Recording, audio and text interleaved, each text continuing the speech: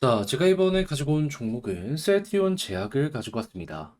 지금 시장이 너무 무너지다 보니까 저번 주 금요일부터 해서 오늘까지 이렇게 엄청난 급락세가 보여지고 있죠. 하다 보니까 이걸 어떻게 해야 될지 모르겠다. 제가 그래도 이제 기준을 삼을 수 있는 내용을 가지고 왔으니까 이걸 보시면서 조금이라도 편하게 보시는데 도움이 되었으면 좋겠습니다. 자, 들어가기 전 구독과 좋아요 눌러주시면 너무 감사드릴게요. 자, 일단 지금 왜 빠지는지 모르시는 분들을 위해서 확실하게 말씀드리면 핵심은 이겁니다. 저번 주 목요일 날 미국의 제조업 지표가 발표되었는데 안 좋았죠. 근데 금요일 날 미국의 실업률이 공개가 되었는데 원래 4.1이었는데 4.3까지 순식간에 급증을 했습니다. 몇몇 분들은 아니 겨우 0.2 갖고 뭘 그러냐 하실 수도 있는데요. 미국은 최근 몇 년 동안 4% 위로 올라온 자체가 없습니다.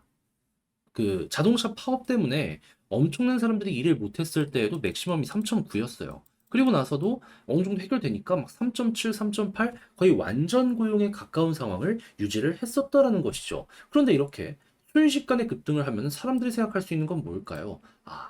고용 화랑도 끝났구나.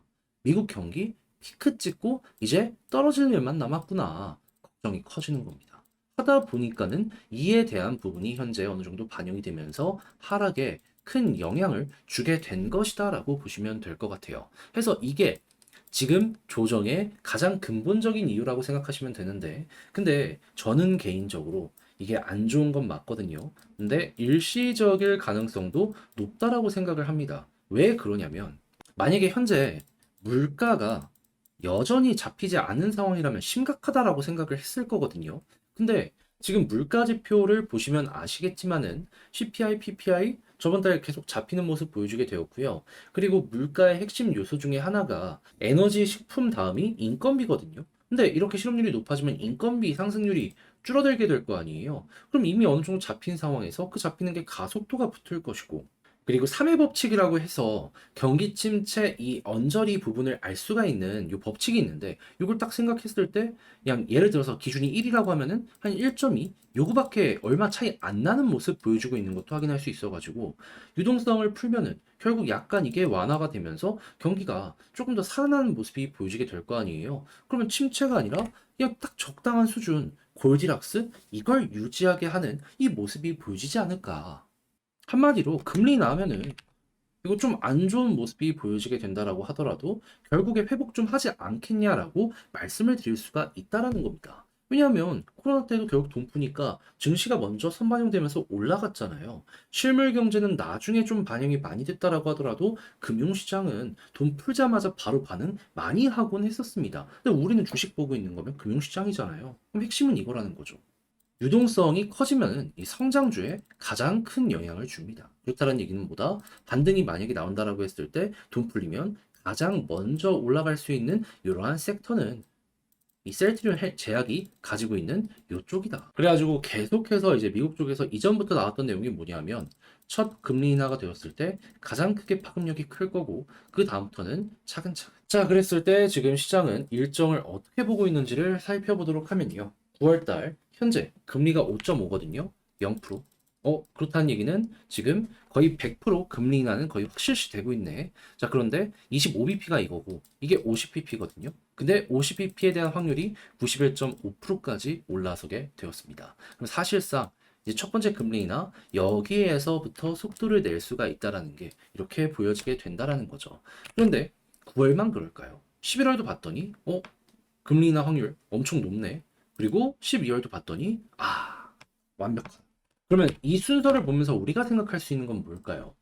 아마도 저거는 이제 일정이 9월이기 때문에 조금 더 이 실업률, 경기 침체에 대한 악재 때문에 시장 조정 조금 더 나올 수도 있습니다. 하지만 이제 물가 지표들이 또 한 번 발표가 될 거 아니에요. 이 FOMC에 영향을 주는 이게 만약에 좋은 모습이 보여지게 된다면 그럼 이제 사람들 기대감이 거기에서부터 다시 한번 떠오르게 될 것이기 때문에 뭐 CPI나 PPI가 공개되는 모습이 보여지게 된다면 여기서부터 바닥 잡히고 PC나 이런 것들까지 마저 공개가 되는 모습이 보여지게 되면은 방향 잡고 9월 FOMC 때 이제 금리나 50bp 합니다 라고 공식 발표가 나오면 거기서 터지지 않을까. 그런 다음에는 이제 일정이 다음 게 또 많이 남아 있잖아요. 그럼 횡보하고 올라가고, 횡보하고 올라가고 이런 게 나올 수도 있는 거죠. 이걸 과거의 예시를 통해서 한번 살펴보도록 하면은, 자, 2019년도에 계속 제약바이오 안 좋으면서 떨어졌었죠. 하지만 금리 인하하더니 어떻게 되었습니까? 코로나 전에 그래도 조금이지만 우상향 나왔었어요. 여기가 2.5%에서 꾸준하게 금리 인하를 했을 당시의 차트 패턴입니다. 그런 다음에 코로나 시절 떨어지고 여기서 금리 0% 만들고 유동성 공급한다라고 하니까 여기서 이렇게 쭉 올라가게 되었고요. 그러면 작던 크든 검증된 패턴이 온다라는 걸 1순위로 생각을 하는 거 아주 좋을 것 같습니다. 그리고 난 다음에 이제 셀트리온 관련해서 합병 이슈도 나오게 될 것이기 때문에 만약에 합병 오케이 뜬다 하면은 그걸로도 또 한번 올라갈 가능성 생기게 될 것이고요. 했을 땐 수급 외국인 기관 위주로 보시면 될 것 같습니다.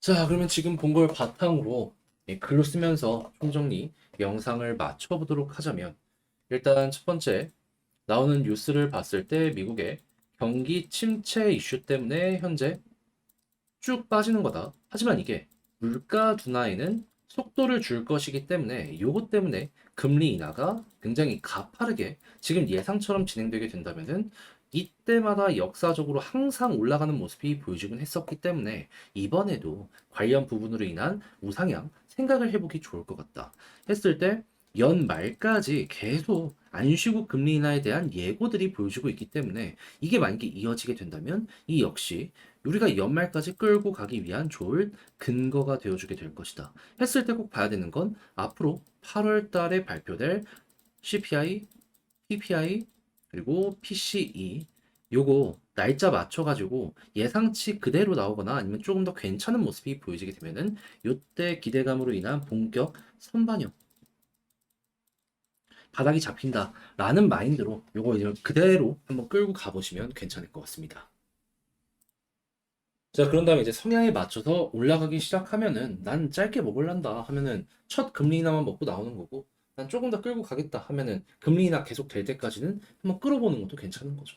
자, 이렇게 해서 셀트리온 제약 보시면 좋을 부분, 참고하면 괜찮을 내용 정리 한번 해봤는데 어떻게 여러분들께 도움이 되었을지 모르겠습니다.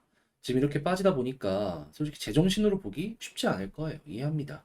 그럼에도 불구하고 제가 말씀드린 이게 여러분들 기준을 잡는데 많은 도움이 되었으면 좋겠고요. 잘 보셨다라고 생각을 하신다면 저도 구독과 좋아요 한번 부탁드리며 저는 다음에 더 좋은 영상으로 다시 인사드리겠습니다. 자, 이상 주식 정리해드리는 주정남이었고요. 여러분들 모두 오늘 하루도 좀 힘들어도 화이팅 하시길 바라며 내일 다시 뵙도록 할게요. 감사합니다.